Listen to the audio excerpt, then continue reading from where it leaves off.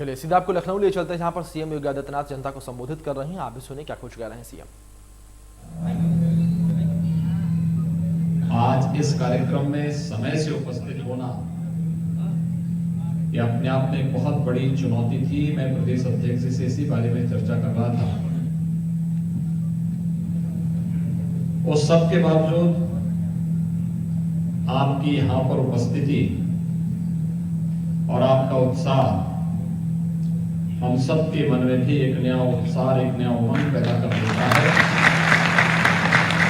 मैं इसके लिए आयोजकों को हृदय से धन्यवाद देते हुए आप सबका हृदय से अभिनंदन करता हूं। भाइयों बहनों, भारतीय जनता पार्टी राष्ट्रवादी विचारधारा पर विश्वास करती है और इसका जो मूल मंत्र है, जो भारतीय संस्कृति का मंत्र है, सर्वे भवन्तु सुखिनः सर्वे सन्तु निरामयाः। सबके सुख की कामना, सबके आरोग्यता की कामना। और इसीलिए प्रधानमंत्री मोदी जी ने 2013 में इस देश को एक मंत्र दिया था, सबका साथ सबके विकास का। सबका साथ और सबका विकास। जाति, मत, मजहब, क्षेत्र, भाषा के आधार पर समाज का विघटन नहीं होने देंगे। सभी के कल्याण के लिए कार्य करेंगे। वंचित, दबे कुचले लोगों की आवाज को एक आवाज देंगे, उसे आगे बढ़ने का अवसर देंगे। और 2014 के बाद से लगातार प्रधानमंत्री मोदी जी के नेतृत्व में देश के अंदर जो कार्य हुए हैं या हो रहे हैं, आप सबके सामने हैं। उससे पहले जिन लोगों ने प्रदेश और देश में शासन किया, आपने ज्यादातर इन लोगों को देखा होगा, नारा वे भी लगाते थे। नारा जो 14 में नारा बना था, सबका साथ सबका विकास का, उससे पहले प्रदेश और देश में जिन लोगों ने शासन किया था, उन लोगों का नारा होता था कि सबका साथ लेकिन उनके परिवार का विकास, यानी उनके स्वयं के विकास के बारे में वे सबका साथ लेना चाहते थे। वे कभी भी उनका दृष्टिकोण परिवार से ज्यादा बढ़कर के नहीं, वो अपने स्वयं के परिवार का, स्वयं और स्वयं के परिवार के विकास के अलावा समाज और राष्ट्र के बारे में उनकी चिंता थी ही नहीं। और यही कारण रहा कि प्रदेश पिछड़ता गया, प्रदेश पिछड़ता गया, बदहाली होती गई, बेरोजगारी बढ़ती गई, दंगों की आग में प्रदेश को झोंक दिया गया। और एक स्थिति तो ऐसी भी आई, आज से 2 महीने पहले की घटना है।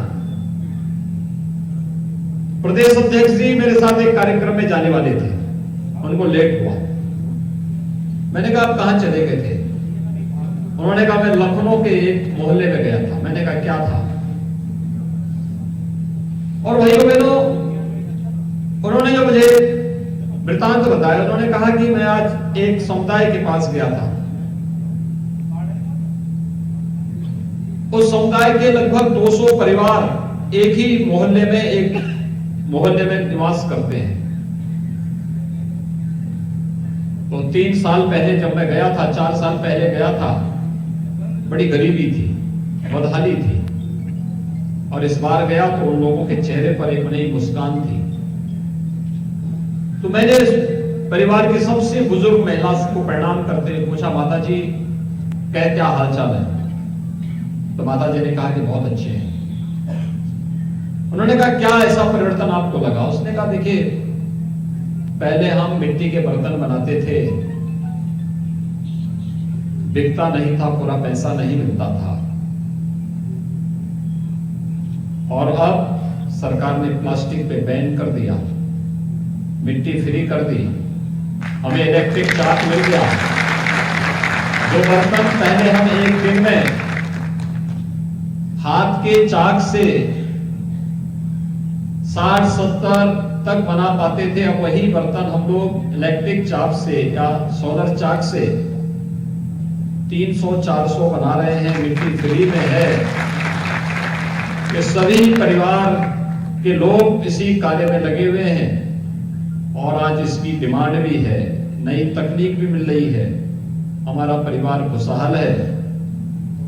वो भारतीय जनता पार्टी के बूथ अध्यक्ष के जुड़ा हुआ परिवार था और इसलिए प्रदेश अध्यक्ष ने लखनऊ के अंदर की घटना है उसको मुझे बताया, तो मैं भी स्वयं बहुत, मुझे इस बात की प्रसन्नता हुई कि शासन की एक योजना फलीभूत होकर के समाज के स्वावलंबन का आधार बन रही है।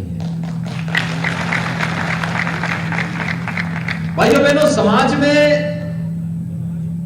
कोई भी व्यक्ति विपन्न रहता है या कमजोर रहता है तो समाज खुशहाल नहीं हो सकता। हमारा ये शरीर है, हम अपने बाल में कंघा लगा लें, कितने भी अच्छी डिजाइनिंग बालों की बना ले, कितने अच्छे कपड़े पहन ले, लेकिन अगर हमारे शरीर का कोई एक अंग भंग हो जाए तो पूर्णांग नहीं कहा जाएगा। अच्छे वस्त्र से नहीं, अच्छी सुविधा से नहीं, बल्कि उस प्रकार की स्थिति दिखनी भी चाहिए। ऐसे ही समाज की स्थिति है। समाज की खुशहाली का आधार तब बनता है जब समाज के हर एक तबके के पास स्वयं के स्तर पर, और जहां स्वयं के स्तर पर कोई कमी है या कोई कमी रह गई है तो शासन के स्तर के सहयोग के माध्यम से उस व्यक्ति के जीवन में कुछ परिवर्तन लाया जा सके। और भाइयों बहनों, प्रधानमंत्री मोदी जी ने विगत 7 वर्षों के दौरान देश के अंदर यही एक अभियान चलाया, आवास सबको, शौचालय हर एक परिवार को, जिनके पास शौचालय नहीं उनको शौचालय मिलेंगे, बिजली सबको। बिजली में पहले भेदभाव होता था। 2017 के पहले उत्तर प्रदेश के अंदर आवास गरीबों को नहीं बन रहे थे। आज हम लोग ग्रामीण और शहरी क्षेत्र में 42 लाख लोगों की आवास बना रहे हैं, उनको प्रधानमंत्री आवास योजना और मुख्यमंत्री आवास योजना के साथ जोड़ रहे हैं। 2017 के पहले स्वच्छ भारत मिशन के अंतर्गत गरीबों के शौचालय नहीं बन पा रहे थे। आज 2,61,00,000 गरीबों के शौचालय बनाने के बाद अब ग्रामीण क्षेत्र में सामुदायिक शौचालयों के निर्माण का कार्य भी हो रहा है। पहले बिजली 4 जनपदों में मिलती थी, 75 जनपदों में 4 जनपद में बिजली, बाकी 71 जनपद अंधेरे में रहते थे।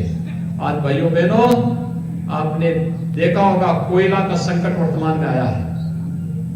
जो कोयले की खदान थी वहां पानी भर गया भारी बरसात के कारण, लेकिन तब भी 1 यूनिट बिजली हमें 22 रुपए की पड़ रही, तब भी हम बिजली खरीद रहे हैं। लेकिन पर्व और त्योहार में अंधेरा नहीं होने देगा।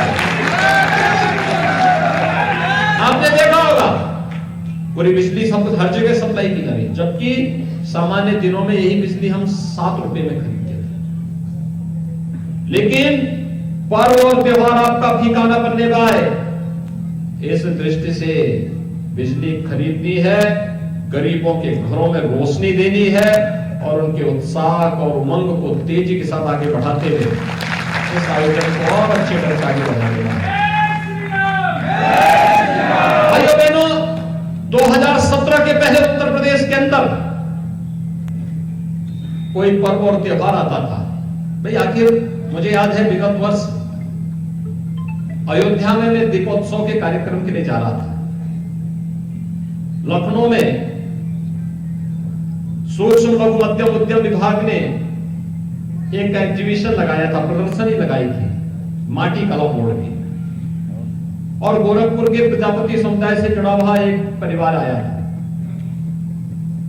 वह यहां पर अपना सामान लेकर के आया था और उस समय वह एक दीप स्टैंड मेरे पास मुझे देने के लिए लेके आया मुख्यमंत्री आवास को। तो मैंने तो संकोच के मारे पूछा, मैंने कहा भैया क्या कुछ बिका भी?